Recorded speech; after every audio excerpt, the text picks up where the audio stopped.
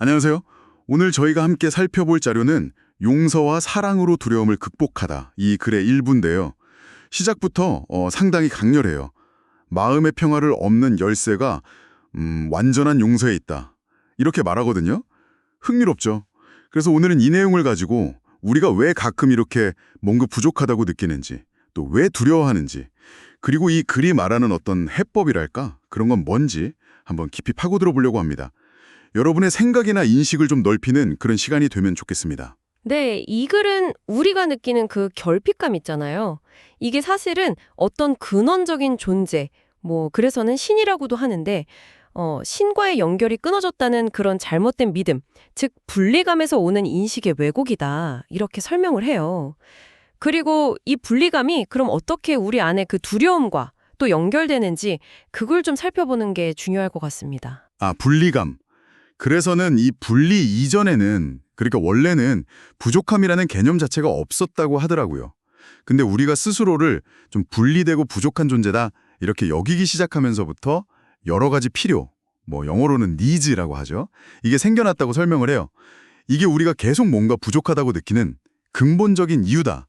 이런 거죠. 맞습니다. 그 근본적인 오류요. 그러니까 신과 분리될 수 있다. 이 믿음 자체가 어쩌면 모든 문제의 시작이라고 보는 거죠. 이 믿음 때문에 우리가 스스로를 여러 조각으로 나누게 되고, 각각 다른 종류의 필요나 욕구를 가진 존재로 인식하게 됐다는 거예요. 여기서 필요의 서열 같은 그런 개념들도 나오는 거고요. 마치 원래는 하나였는데 스스로 이렇게 선을 그어서 부족함을 만들어내는 것처럼요.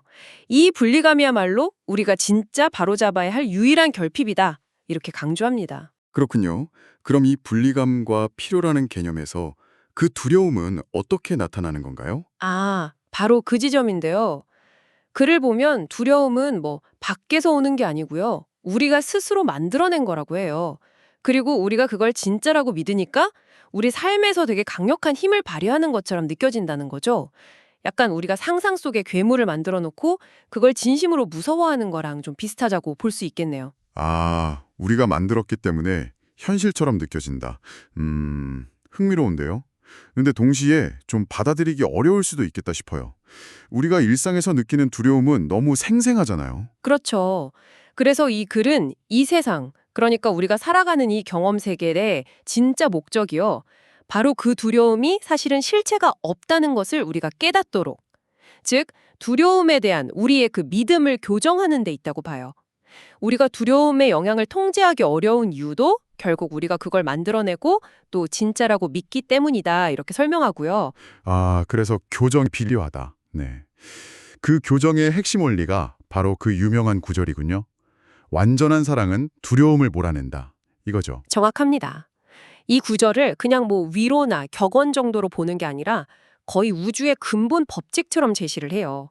만약 두려움이 아주 조금이라도 실제한다면 완전한 사랑은 존재할 수 없겠죠. 그런데 이 글은 아주 단호하게 선언합니다. 오직 완전한 사랑만이 존재한다고요. 오직 완전한 사랑만이 존재한다. 와. 그렇다면 논리적으로 우리가 경험하는 그 두려움은 대체 뭔가요? 바로 그겁니다. 그 논리적인 결론이 중요해요. 완전한 사랑만이 진짜라면 우리가 느끼는 두려움은 본질적으로 없는 것, 존재하지 않는 상태를 만들어내는 환상에 불과하다는 거죠. 창조적인 힘도 없고 실체가 없는 그냥 그림자 같은 거랄까요? 아, 두려움이 실제하지 않고 오직 사랑만이 진짜라는 그 믿음. 이거 자체가 이 글이 말하는 해방의 열쇠다. 이런 얘기군요. 네, 그 믿음, 즉 오직 사랑만이 실제하고 두려움은 실제하지 않는다는 이 관점 자체가 어떻게 보면 신이 준 선물이고요. 이 믿음을 우리가 받아들일 때 비로소 분리감과 두려움에서 자유로워질 수 있다. 이렇게 설명합니다. 결국 우리의 인식이 교정되는 과정이라는 것은 우리가 가진 여러 믿음들을 정말 완전한 사랑만이 실제하는가, 이 기준에 계속 비춰보고 검증하는 과정이라고 볼 수 있는 거죠. 우리의 그 두려움 섞인 믿음들을 이 절대적인 사랑의 비달애에 기꺼이 내어놓는 과정이라고 할까요? 네, 정리를 좀 해보자면 이 자료는 우리가 느끼는 그런 결핍감이나 두려움 같은 것들이요. 사실은 근원과의 분리라는 잘못된 인식에서 비롯된 일종의 환상이고 오직 완전한 용서 그리고 사랑만이 진짜 실제한다는 그 진실을 받아들이는 믿음. 이걸 통해서 이 환상에서 벗어나서 마음의 평화를 찾을 수 있다.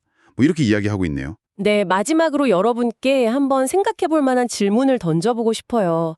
이 글은 두려움이 존재하지 않는 상태, 즉 무를 만들어낼 뿐이라고 말하잖아요.